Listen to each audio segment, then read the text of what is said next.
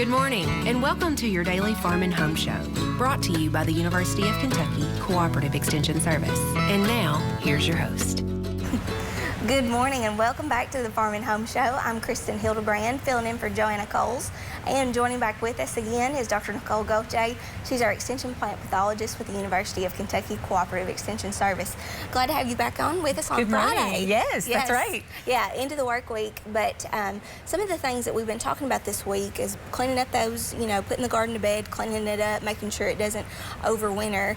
And a lot of the times we get that question about, can we compost it or not? Yes, yeah. Common question. Yes. So how do you approach that? How do you start? Do you recommend it or you don't?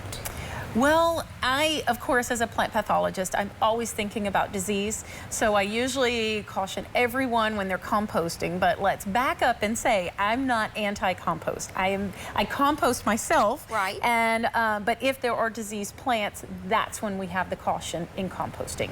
That's when we need to be very careful. And remember, yesterday I talked a lot about garden sanitation and overwintering fungi. And so in my mind is what happens to all those clippings and plants that we've pulled out of the ground. What have we done with those plants? And remember, I told everyone, put it in a cart, put it in your wheelbarrow, get it out of there. Then where are you going with it? Exactly. Where do you take it? That's right. Yeah. That's right. That's where we get that question is, what do you do with it? Yes. So if there has been disease, so you can sort it. You can bring 2 wheelbarrows or 2 carts. And anything that was diseased does not go into the compost pile. Because our home compost piles don't get hot enough to destroy overwintering fungi or plant pathogens. But hopefully, as we talked about sanitation, hopefully when disease did manifest during the growing season, that those plants were already removed. So I'm hoping that all of our listeners have a healthy garden that they're coming into the fall with. Yeah. Let's hope so. Let's hope so. Yes, and I'm guilty too, right? Yes. And but so healthy plants can go right into the compost. Diseased plants should not go into a home compost pile. Okay, and really you said that the temperature for home gardeners doesn't get hot enough, but what is that temperature that you need to really have it set at? The magic number is 165 degrees Fahrenheit, which is really hot. And so with a compost pile, we have heat loss. We have a lot of surface area, and we have a lot of heat loss. So generally a 3 by 3 by 3 pile, if it has sides, and even insulated sides, if you will, might get hot enough. It takes a little bit longer. And sometimes just the center of the pile gets hot, which is why we turn our compost piles. Yes. Commercial compost piles get extremely hot. In fact, they turn those to cool them off so they can get much hotter. They can catch on fire. So commercial compost will generally be a bigger pile.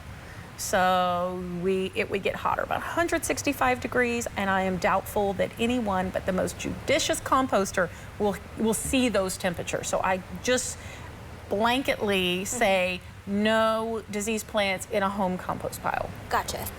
So temperature is very important. You have to get it up to a certain temperature, and you also said size helps with compost. Yes. My next question for you is, what about all the people that put their bagged leaves out by the road? Because that is every gardener's dream, is to get that and take it home. But and I am absolutely guilty. Yes. I get all of my neighbors' leaves. It's just, I don't even have to rake them. I just pick them up and bring them home. And they're in those nice lawn bags. They're great. Yes, that's right. Yeah. So, and again, it's back to what do you have in your hand?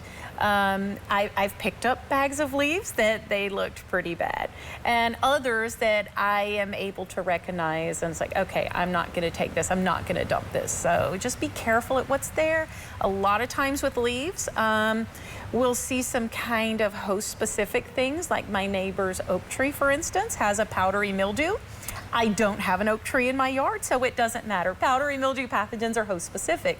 So because I don't have an oak tree, it cannot cross-infect, right? Yes. On the other hand, there is a maple in my backyard.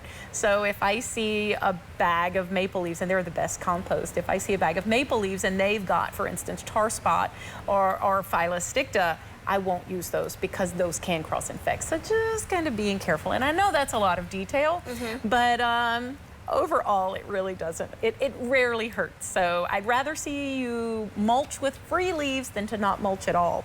So that's one place I'll say it's absolutely worth the risk. Oh, yeah. Well, thank you for all your knowledge this week on Farm and Home. If you have any questions whatsoever about composting or overwintering or putting the garden to bed, give your local extension office a call. Hope you have a great day. If you have questions about today's topic, please call the Warren County Extension Office at the number on your screen. Thanks for watching and have a great day.